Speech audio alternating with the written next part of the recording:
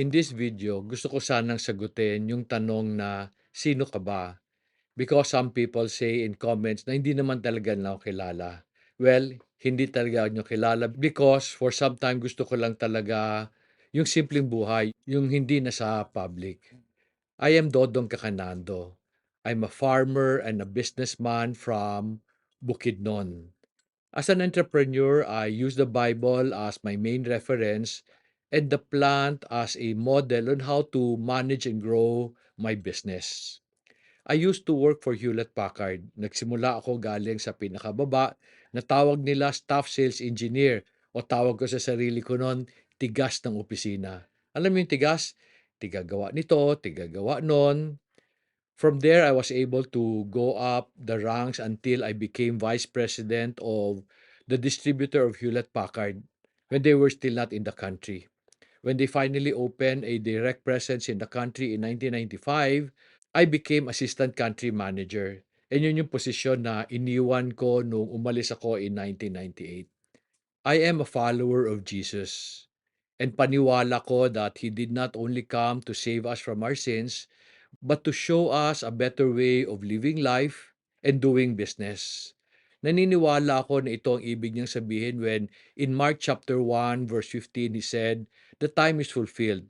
The kingdom of God is at hand or is here."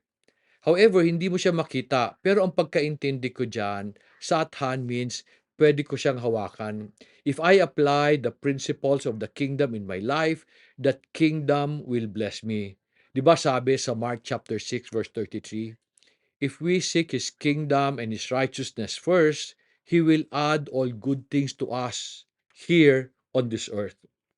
And this is the reason why I use the Bible as my main reference because I have proven that if I seek the Lord's righteousness in whatever I do, He will bless me.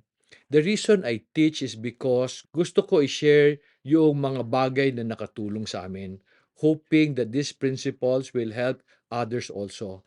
I am a traditionalist.